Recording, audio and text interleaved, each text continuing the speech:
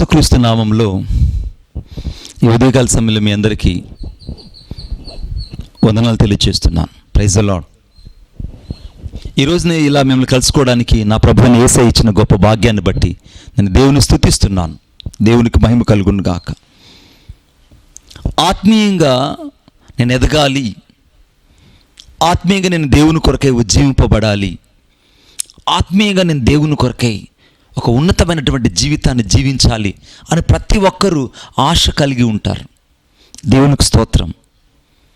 ఆశ ఉండడం చాలా మంచిది, కానీ ఆశతో పాటు ఆచరణ అనేది ప్రత్యేకంగా ఉండాలి. ఆశ ఉన్న చోట ఆచరణ ఉంటుంది. గమనించండి, మొదటి పేతురు రాసిన పత్రిక 2వ అధ్యాయము 1వ వచనంలో మీరు క్రొత్తగా జన్మించిన శిశువులను పోలిన వారై అని రాయబడిందండి. చూడండి, క్రొత్తగా జన్మించిన శిశువులు, క్రొత్తగా జన్మించిన శిశువులలో ఇక ఏమీ ఉండదు. ఆత్మీయంగా ఎదగాలి అనే మెట్టుకునే మొదటి మాట చెప్తున్నాను. క్రొత్తగా ఎదగాలి, క్రొత్తగా జన్మించాలి. నువ్వు ఎప్పుడైతే క్రొత్తగా జన్మిస్తావో ఆ పాత స్వభావం అన్నది, ఆ పాత జీవితం అన్నది నీలో ఉండదు. ఈ వాక్యాన్ని నీవు శ్రద్ధగా వింటేనే నీకు అర్థమవుతుంది. క్రొత్తగా జన్మించిన శిశువును చూడండి, ఎంత స్పష్టత ఉంటాడంటే అంత స్పష్టతగా ఉంటాడు. పరిశుద్ధాత్మ దేవుడు ఒక ప్రశ్న నేను వేయదేమో, నువ్వు ఎప్పుడైతే క్రొత్తగా జన్మించిన శిశువును పోలి ఉంటావో, క్రొత్తగా జన్మించిన అనుభవంలో ఎప్పుడైతే నువ్వు ఉంటావో, క్రొత్తగా జన్మించిన అనుభవంలో ఎప్పుడైతే నీవు అలాగా ప్రభు కొరకే సాక్షిగా ఉంటావో, అప్పుడు నీ జీవితంలో పాతవన్నీ గతించిపోతాయి. నువ్వు యేసుక్రీస్తు రక్తం చేత కడగబడిన వ్యక్తిగా ఉండాలి. యేసుక్రీస్తు ప్రభు యొక్క రక్తం చేత ఎప్పుడైతే నువ్వు కడగబడిన వ్యక్తిగా ఉంటావో, నీ జీవితంలో కొలస్సీయులకు రాసిన పత్రిక 3వ అధ్యాయం 9వ వచనంలో పాత స్వభావాన్ని నువ్వు విడిచిపెట్టేస్తావు. ఆ పాత స్వభావం ఏదైతే ఉందో అది నీ జీవితంలో నుంచి నువ్వు పరిపూర్ణంగా దాన్ని విడిచిపెట్టి యేసుక్రీస్తు ప్రభు యొక్క రక్తం చేత కడగబడిన వ్యక్తిగా నువ్వు పరిశుద్ధుడిగా పరిపూర్ణతకు అప్పగించుకుంటావు. ఆత్మీయంగా ఎదగాలి అని అంటే మొదట క్రొత్తగా జన్మించిన శిశువులాగా ఉండాలి. రెండవది, పాత స్వభావాన్ని విడిచిపెట్టాలి, పాత జీవితానికి స్వస్తి చెప్పాలి, పాత పద్ధతిని మానివేసేయాలి. నీ జీవితంలో యేసుక్రీస్తు ప్రభు యొక్క రక్తము చేత కడగబడుట అనే మాటకు అర్థమైందంటే you cleanse by his blood as a purified. ఒక పరిపూర్ణతలోకి రావడానికే నువ్వు క్రీస్తు రక్తంలో కడగబడ్డావు. అందుకే అమూల్యమైన రక్తము చేత మీరు విమోచించబడ్డారు. మీరు విమోచించబడిన రక్తం పేరు అమూల్యమైన రక్తము. ఆ అమూల్యమైన రక్తం చేత విమోచించబడ్డావు కనుక నీవు మొదట ఉన్న పాటున క్రొత్తగా జన్మించలేకపోవడానికి కారణం ఏంటంటే నువ్వు ఎక్కడో పాతదాన్ని విడిచిపెట్టలేకపోతున్నావు. అందుకే పాత తిత్తులలో క్రొత్త ద్రాక్షారసం పోయకూడదట. ఒకవేళ పోస్తే తిత్తులు పిగిలి పాడైపోవునని రాయబడింది. ఏమండి, పాత జీవితంలోనికి లేదా పాత స్వభావంలోనికి క్రొత్త తీర్మానాలు తీసుకొని వస్తే అక్కడ నిలవవు. నూతన జీవితంలోనికి, నూతన స్వభావంలోనికి నూతన తీర్మానాలు తీసుకొని వస్తే నిలబడతాయి. నీ జీవితంలో పాత స్వభావాన్ని విడిచిపెట్టకుండా నువ్వు నూతన తీర్మానాలకు వెళ్ళాలంటే సాధ్యపడదు. అర్థమవుతుందని చెప్తుంది. పాత స్వభావంలోనికి క్రొత్త తీర్మానాలు రావు. నూతన స్వభావంలోనికే నూతన తీర్మానాలు వస్తాయి. ఈరోజు నిజంగా నువ్వు యేసుక్రీస్తు రక్తం చేత పరిపూర్ణంగా కడగబడ్డావా? హెబ్రీయులకు రాసిన పత్రిక 10వ అధ్యాయం 10వ వచనం రాయబడింది. హెబ్రీయులకు రాసిన పత్రిక 10వ అధ్యాయం 10వ వచనం రాయబడింది. ఆయన పరిశుద్ధుడు గనుక మీరును పరిశుద్ధులుగా ఉండండి. యేసుక్రీస్తు ప్రభు యొక్క రక్తము పరిశుద్ధతను అనుగ్రహిస్తుంది. ఆ రక్తము ద్వారా విడుదల, విమోచన అనుగ్రహించబడింది. ఆ రక్తము ద్వారానే నీకు పాపమునకు క్షమాపణ కలుగుతుంది. ఆ రక్తము ద్వారానే నీకు పరిపూర్ణమైన విడుదల కలుగుతుంది. ఈరోజు నువ్వు ఆత్మీయంగా ఎదగాలి అనంటే మొదట నూతనంగా నువ్వు జన్మించాలి. రెండవదిగా పాత స్వభావాన్ని విడిచిపెట్టాలి. మూడవది ఎఫెసీయులకు రాసిన పత్రిక 4వ అధ్యాయం 25వ వచనంలో అసత్యాన్ని నువ్వు పరిపూర్ణంగా విడిచిపెట్టాలి. సత్యము అనగా ఏంటిదంటే ఆ సత్యమే యేసుక్రీస్తు ప్రభు. యేసుక్రీస్తు ప్రభువును కలిగి ఉండడమే సత్యం. యేసుక్రీస్తు ప్రభువుతో కలిసి జీవించడమే సత్యం. యేసుక్రీస్తు ప్రభువుని మనలా నువ్వు బాహాటంగా సిలువ వేయడం దేవుని చిత్తం కాదు.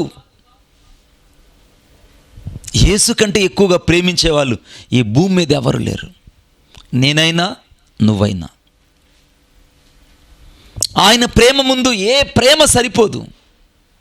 ఆ ప్రేమ మాత్రమే శాశ్వతమైన ప్రేమ. అందుకే ఇర్మియా గ్రంథం 31వ అధ్యాయం 3వ వచనం రాయబడింది, శాశ్వత ప్రేమతో నిన్ను ప్రేమిస్తున్నాను, విడువకని ఎడల కృప చూపుచున్నాను. విడువకని ఎడల కృప చూపుచున్నాను. ఆ కృపే నేటి వరకు నిన్ను నన్ను రక్షించింది. ఆ కృపే నేటి వరకు నిన్ను నన్ను కాపాడింది. ఆ కృపే నేటి వరకు నిన్ను నన్ను హత్తుకొని జీవించినట్లు సహాయం దయచేసింది. అసత్యానికి దూరంగా ఉండాలి, సత్యాన్ని ప్రేమించాలి. ఆ సత్యమే యేసుక్రీస్తు ప్రభు. అంటే మొదట క్రొత్తగా జన్మించిన శిశువుల్లాగా ఉండాలి. రెండవది మరి పాత స్వభావాన్ని విడిచిపెట్టాలి. మూడవది సత్యమైన యేసుక్రీస్తు ప్రభుని ప్రేమించాలి. నాలుగవదిగా మారు మనసు పొందాలి. మారు మనసు పొందాలి. మారు మనసు పొందడం అంటే మాటి మాటికి మారిపోయే మనసు కాదు. అది యేసుక్రీస్తు ప్రభు యొక్క రక్షణ ద్వారా, రక్తము ద్వారా, కడగబడుట ద్వారా వచ్చేటువంటి మారు మనసు. ఈ మారు మనసును ఎప్పుడైతే మనం కలిగి ఉంటామో అప్పుడు క్రీస్తును ప్రతిబింబించగలం.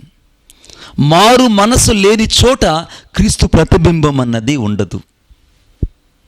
మారు మనసు అనే మాటకు అర్థం ఏంటంటే అపోస్తలుల కార్యం 9వ అధ్యాయం 11వ వచనంలో అక్కడ మారు మనసు పొంది రక్షించబడినట్లు నువ్వు మారు మనసు పొంది బాప్తీసం తీసుకొని రాయబడింది. చూడండి, మారు మనసు అంటే అప్పటి వరకు దూషకుడు, హానికరుడు, హింసకుడు అయినటువంటి అపోస్తలుడైనటువంటి పౌలు సౌలుగా ఉన్నప్పుడు మారు మనసు పొందిన తరువాత అతడు పౌలుగా మార్చబడి ఆ దేవదర్శనమునకు విధేయుడు అని రాయబడింది గలతీయుల పత్రిక 2వ అధ్యాయంలో. ఆ దేవదర్శనమునకు విధేయుడు అంటే ఏ దర్శనము కొరకై తను పిలువబడ్డాడో ఆ దర్శనానికి విధేయుడు. మారు మనసు పొందిన వ్యక్తి ఆ దర్శనాన్ని చూస్తాడు. ఆ దర్శనమే రక్షించబడిన రోజు దేవునికి అనుగ్రహించాడే ఆ దర్శనాన్ని చూస్తావు. రక్షించబడిన రోజు దేవుడిని తన పరిచర్య కొరకు పిలిచాడే ఆ దర్శనాన్ని చూస్తావు. రక్షించబడినప్పుడు దేవుడిని ప్రత్యేకపరిచాడే ఆ ప్రత్యేకతను చూస్తావు. రక్షించబడినప్పుడు దేవుని యొక్క కార్యసిద్ధిని కలుగు చేయడానికి ఆయన నీ కొరకు ప్రణాళిక కలిగాడే దాన్ని ఎదురు చూస్తావు. కాబట్టి ఆ దేవదర్శనం ప్రకారమే అని చెప్పబడింది. ఈరోజు మారు మనసు అని అంటే అది మాటి మాటికి ప్రతి న్యూ ఇయర్కి ఒకసారి వచ్చి వెళ్ళిపోయేది కాదు. అది యేసుక్రీస్తు రక్తం చేత కడగబడి పరిశుద్ధతను, పవిత్రతను కాపాడుకునే జీవితం. దేవునికి స్తోత్రం. అది నీతికి తన జీవితాన్ని అప్పగించుకునే జీవితం. యేసుక్రీస్తు ప్రభు యొక్క రక్తము చేత కడగబడి పరిశుద్ధపరచబడి పవిత్రపరచబడిన జీవితం. కాబట్టి 4 విషయాలు మనం గుర్తుపెట్టుకోవాలి. మొదటగా మన హృదయంలో మరి ఆ యొక్క నూతన స్వభావం, నూతనంగా జన్మించిన అనుభవంలోకి వెళ్ళాలి. క్రొత్తగా జన్మించిన శిశువుల్లాగా ఉండాలి. రెండవది పాత స్వభావాన్ని విడిచిపెట్టాలి. మూడవదిగా సత్యమునే ప్రేమించాలి, సత్యమునే ప్రేమించాలి. నాలుగవదిగా చాలా ప్రాముఖ్యమైనది మారు మనస్సు పొందాలి. మారు మనసు పొందాలి. ఐదవది చాలా ప్రాముఖ్యమని చెప్తున్నాను, ద్వేషాన్ని విడిచిపెట్టాలి. చాలా కష్టంగా ఉంటుంది ఈ మాట వినడానికి. ఈ మాట వినడానికి చాలా కష్టంగా ఉంటుంది. కానీ వాక్యంలో రాయబడింది 1 పేతురు రాసిన పత్రిక 2వ అధ్యాయం 1వ వచనంలో ఆ ఉభయుల మధ్య ఉన్న ద్వేషాన్ని ఆయన సిలువ ద్వారా దాన్ని పడగొట్టి ఆయన ఉభయులను ఏకం చేశాడు. యేసుక్రీస్తు ప్రభు యొక్క రక్తం ఏం చేసిందంటే ఆ ద్వేషాన్ని పడగొట్టింది, ఆ ద్వేషాన్ని నిర్మూలన చేసింది, ఆ దేశాన్ని నాశనం చేసింది. ఆ ద్వేషాన్ని సిలువ రక్తము చేత సంధి చేసి ఆ రక్తము ద్వారా రక్షణను తీసుకొచ్చింది. ఈ ఉదయకాల సమయంలో నిజంగా నువ్వు ఇంకా ఎవరినైనా ద్వేషిస్తూ ఉంటే, ఇంకా నువ్వు ఎవరినైనా దూషిస్తూ ఉంటే,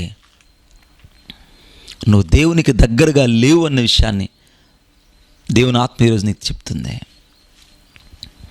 నువ్వు ఇంకా నీ సహోదరుని ప్రేమించలేకపోతున్నావంటే నువ్వు దేవుని ప్రేమను ఇంకా కనపరచడం లేదు. దేవుని చిత్తాన్ని పరిపూర్ణంగా చేయడానికి నువ్వు అప్పగించుకోవట్లేదు. కొంతమందికి ఎన్నిసార్లు ఫోన్ చేసినా దైవజనుడని కానీ సహోదరుడని కానీ గుర్తుపెట్టుకోరు, ఫోన్ పక్కకు పెట్టేస్తారు. కానీ దేవుడు నిన్ను చూస్తున్నాడు. అతడు ఏ పరిస్థితుల్లో నీ యొక్క సహాయం కోరి నీకు ముమ్మార్లు కాల్ చేశాడో దేవునికి తెలుసు. అయితే ఒక్కసారైనా నువ్వు తగ్గించుకోలేకపోతున్నావంటే నువ్వు క్రీస్తు ప్రేమను ప్రతిబింబించగలిగిన వ్యక్తివేనా? క్రీస్తు ప్రేమను నువ్వు తెలియచేయగలిగిన వ్యక్తివేనా? ఈరోజు నువ్వు సరి చేసుకోవాలి. అటు దైవ కృప, దైవాశీర్వాదం నీ మీదకి వచ్చునుగాక. Amen, amen. Praise the lord.